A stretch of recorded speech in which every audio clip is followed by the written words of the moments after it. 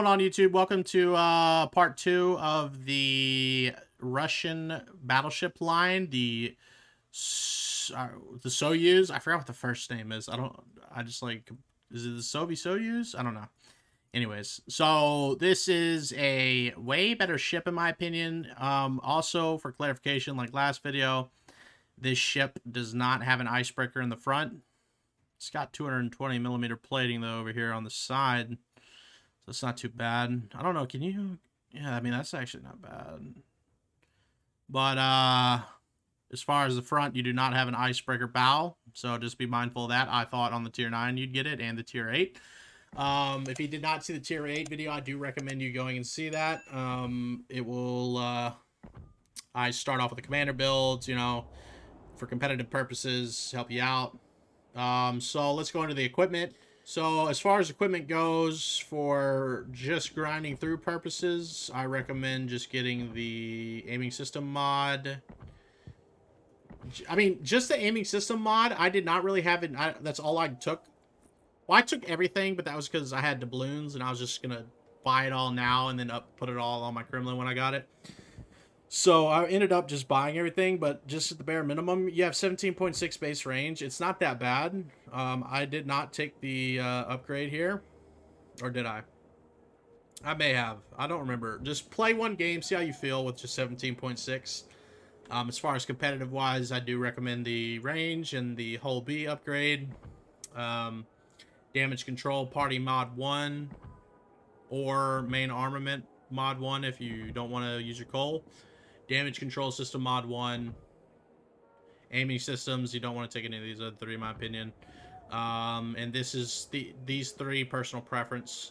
I recommend damage control system mod 2, however. Concealment for the shell dispersion on an enemy ship shooting at you. You don't really need ship consumable mod 1 because you don't really have a lot of things. You know, plus 10% on your fire fast damage control team. I don't know if it's really, I don't think it's that worth it. And then maybe I think your fighters. Torpedo lookout system, you don't really need that because you're going vigilance if you decide to go with my commander build. And you want the concealment for brisk to help you go faster when undetected. For the last one, main battery modification 3. You want this. You do not need greased gears with this. I think the turrets turn just fine without it. But you don't need this. Let's go ahead and head over to the commander build, and as you will see, I do have the Kremlin already, and boy oh boy is it a fun ship, let me tell you.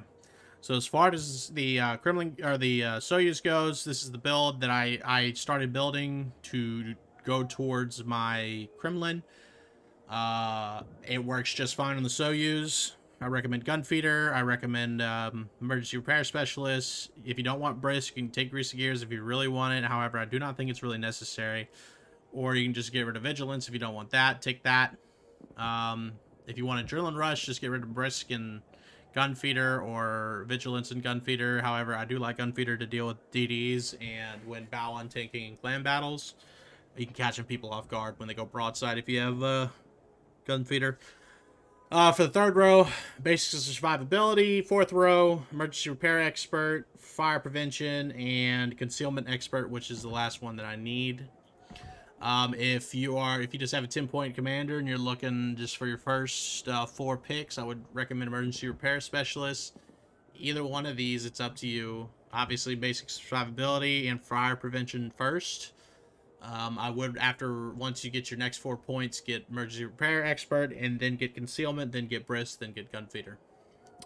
With that being said, guys, we're going to go ahead and head over to part 2 of this Soyuz video, and it's going to be a voiceover, me talking about positioning and what I'm thinking and how I play it, and etc. Alright, guys, we're going to part 2 of the Soyuz video. Playing with a clanmate here.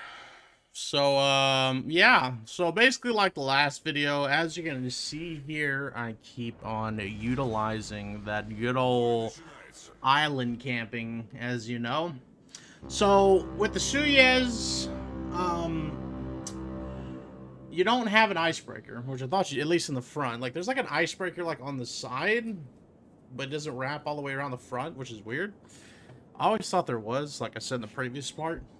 I think I said it in the previous part. I can't remember. Anyways, so right now in my mind, what I'm looking at is that island at G3.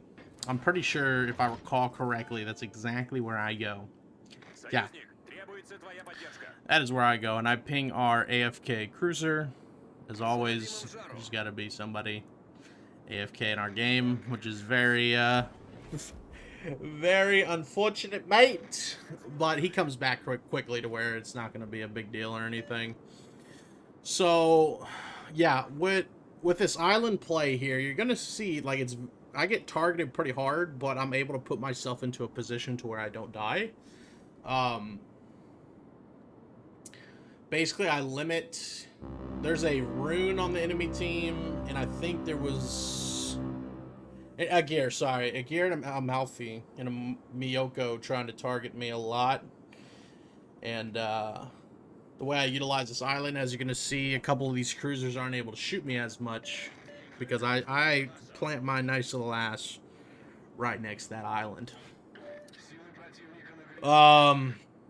Unfortunately, I'm pretty sure the Polio Emilio was over here, and the Polio Emilio is kind of scary. Just a little bit.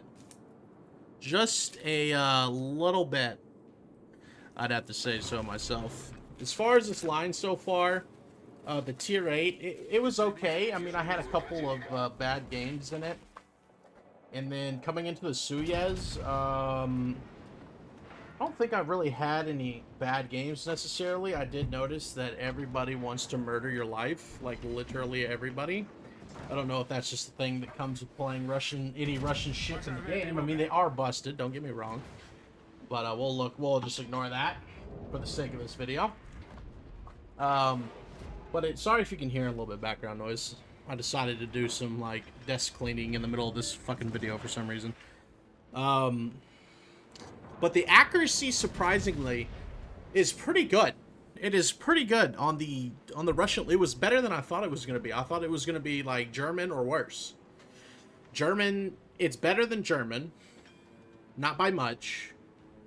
But you'll land some sick citadels. Like, in the Kremlin video that I have, when I post it, it's in a clan battle, and dude, I'm landing citadels, like, woof, boy, I'm landing some citadels, let me tell you. But, I think in this game, I smacked the shit out of somebody in this game. I think it was the Monarch I mollywopped with a twisted T.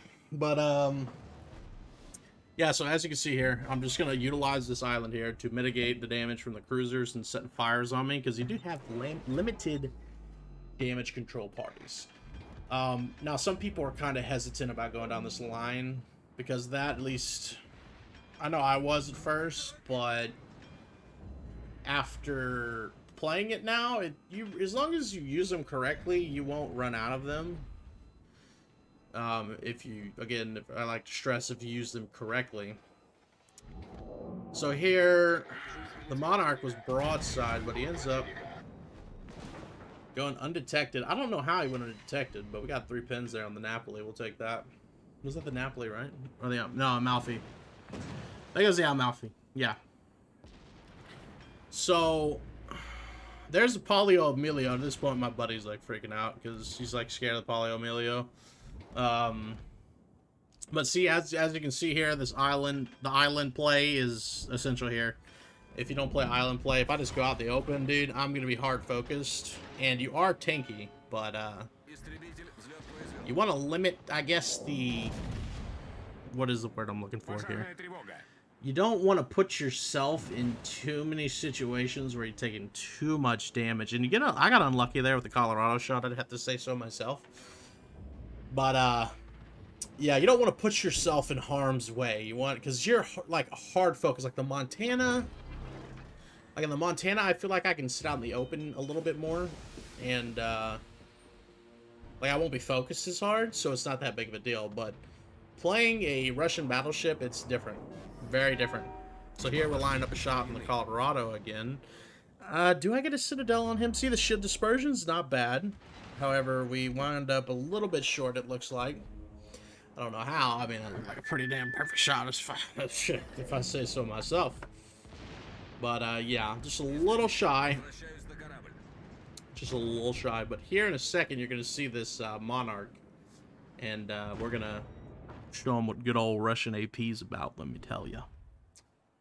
So yeah, as you can see, I'm already basically half health, and I am mitigating. Look, I got, what is that over there to my left? I got an Amalfi in Iowa, and a Gear, all trying to shoot me, and we get a double Citadel on that motherfucking Monarch. We slapped the shit out of him.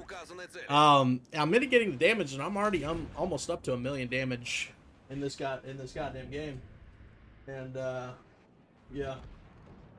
Sorry, I had to move something for my dog. But here, it's boring game, but Sammy, shut the fuck up, bro.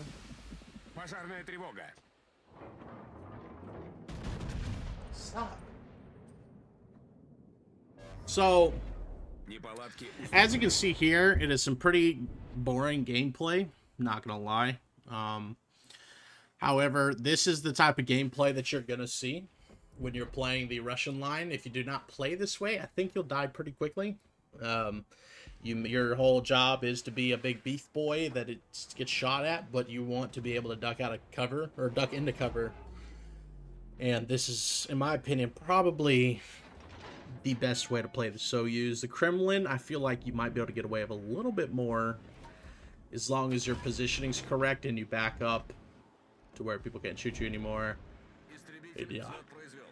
So, very boring gameplay style. I feel like, however, this is probably, like, if you're wanting a good ship for clan battles, the Kremlin is definitely the best ship by far. And let's see what happens here. Oh, just get 2 overpins. See, the dispersion there wasn't as good. The vertical dispersion was all over the place, as you can see. Monarch goes down. We played a good contributing factor there. And now at this point, I'm thinking, okay, I'm going to start moving. We've killed a battleship. All the other BBs are kind of, except for one, are all like on the right side of A. So I'm thinking about moving up to mess with these cruisers a little bit more. Do I move up? Let me, hold on, I might have to wait a second. I don't move up yet. I thought I did.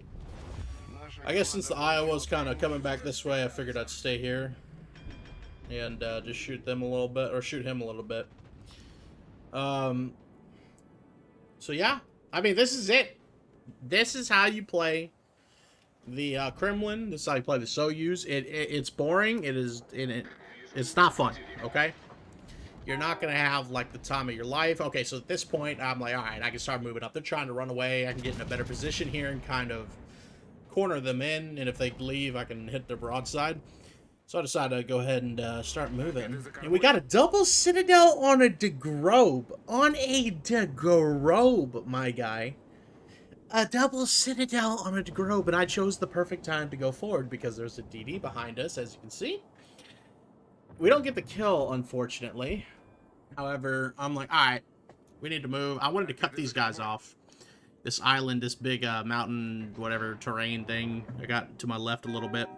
It's like, alright, I'm gonna go there. I'll have good cross shots on them when they're trying to get out of here, if they do. Here we look for a shot on the Iowa. I don't think anything comes of it. No, I didn't line it up quick enough. So yeah. Yeah, I mean, there's really not much to be said. Like, it's not the Yamato, like my last series. You don't sit back and snipe. You can brawl. However, I would wait, like in random battles, I wouldn't just go in and brawl, for clarification, okay? In the beginning of the games, you want to utilize islands. Yes, you're tanky, yes, you're a battleship, yes, you're Russian. However, if there's too many ships focusing you, it becomes problematic and you get chunked out to the point to where you will be useless. So you want to mitigate the amount of damage being done to you by sitting next to islands. And once a few ships are eliminated on the flank that you are on... couple pins there. I thought I was going to get a Citadel. I don't remember. Once a few ships have been eliminated, at that point, you're like, you can go in, you know? Once a couple of the HE spammers, a DD or two is gone, then you can start looking at that brawling type play. At the beginning, however, that's not how you want to play. A lot of people I've noticed in brawling battleships, like the Curry First, the Montana, Colombo even though I think Colombo's like the worst battleship currently, tier 10 battleship that you can possibly have that's tech tree wise. I kind of swear to God I still know this guy. Get 3 ricochets. He's basically broadside. Are you kidding me? Sorry about the I live right next to a police department. So you might hear that occasionally in my videos.